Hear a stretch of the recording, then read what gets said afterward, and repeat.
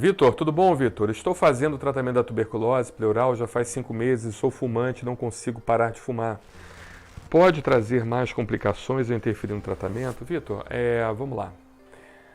Eu, inclusive, até falei sobre o cigarro, né? E comentei do cigarro num paciente com quadro de dermatite atópica, né? Pô, o que tem a ver dermatite atópica com cigarro, né? Hoje, a gente estuda muito na área da alergia e imunologia a questão da influência do epitélio, né? Do epitélio íntegro na proteção do seu corpo, né? Todos os epitélios eles precisam estar íntegros. Muito importante isso, que vocês entendam isso com muita atenção. Todos os epitélios precisam estar íntegros. Tá?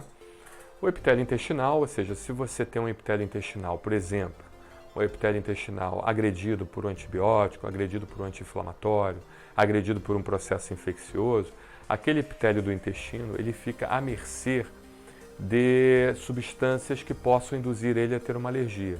Ou seja, quando você se alimenta de um leite, por exemplo, esse leite ele é digerido no estômago, né?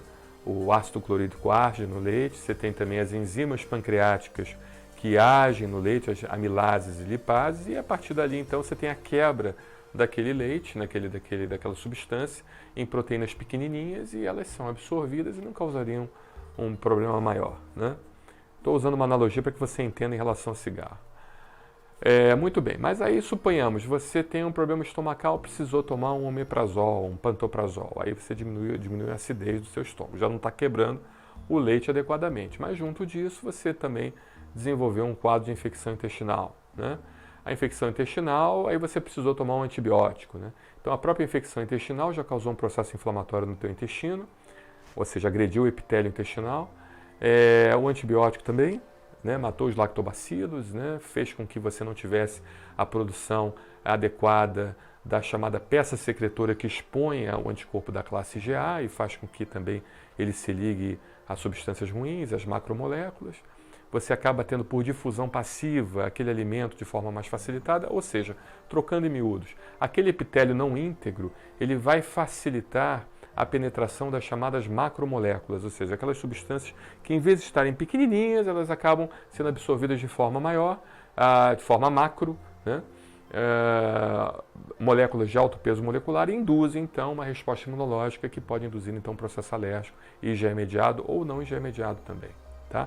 Então isso usando como analogia o intestino, que é um órgão assim muito evidente, né?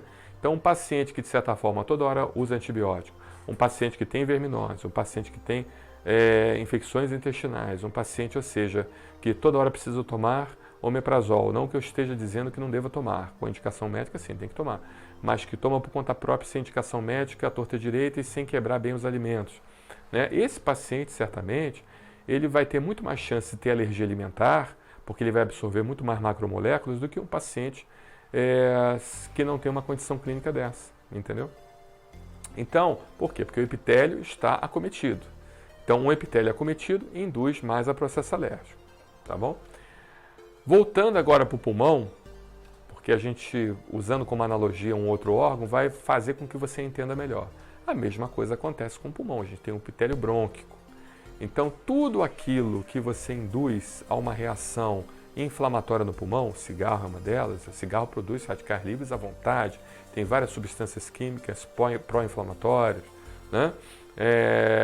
A própria queima do próprio combustível, né, do cigarro faz com que você inale uma fumaça com uma temperatura maior, levando a queimaduras no seu, internamente, queimaduras pequenas, mas queimaduras, né?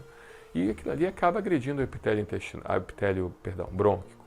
E essa agressão do epitélio brônquico, ela vai facilitar realmente a penetração de bactérias com mais facilidade, vai criar um ambiente pró-inflamatório e o que a bactéria gosta? De inflamação.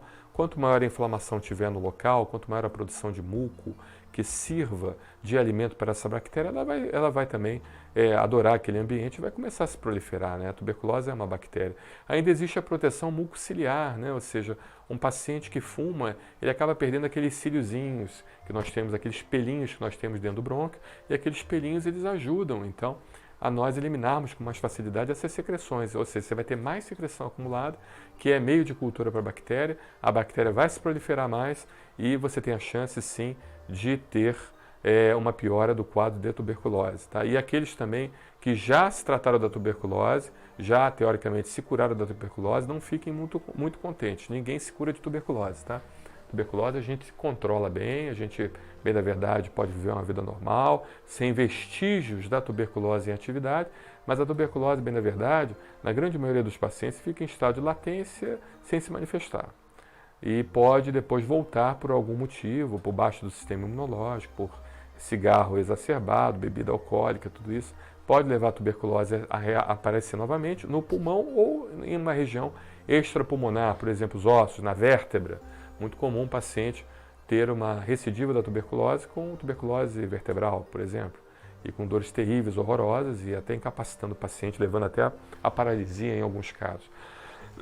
Então, é muito importante você entender que o cigarro vai agredir o epitélio brônquico, vai fazer com que o processo inflamatório no epitélio brônquico aumente, vai induzir você até mais alergia respiratória. Você, além da tuberculose, você pode ter também um quadro alérgico respiratório, uma asma alérgica brônquica, eu posso falar isso em alto e bom tom, tá?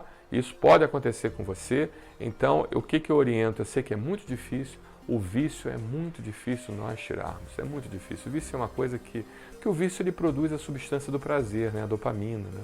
A dopamina é uma substância que nós produzimos no cérebro que nos dá aquela sensação de prazer.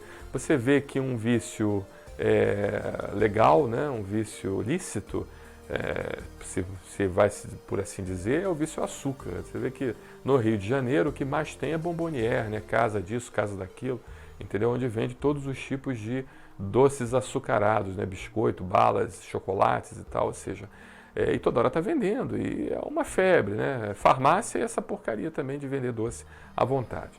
Então, assim, lojas de tortas e tudo mais, né? Por quê? Porque as pessoas são viciadas no açúcar, o consumo do açúcar produz substâncias de prazer, né? Dopamina, serotonina e assim, por assim dizer. Então a mesma coisa é o cigarro, você quando fuma, você se sente prazerosamente bem, né?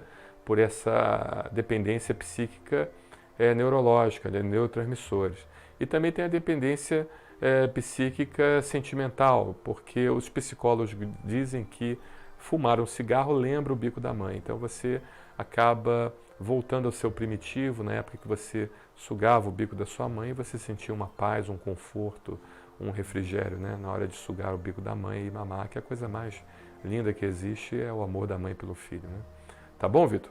Então, são coisas assim. Nós temos uma unidade de tratamento, um ambulatório antitabagista. Se você for do Rio de Janeiro, entre em contato com a nossa central de atendimento, pergunte qual é o dia do ambulatório antitabagista. É uma médica que é ex-fumante e ela se autotratou e trata os pacientes também e tem tido excelentes resultados, tá bom?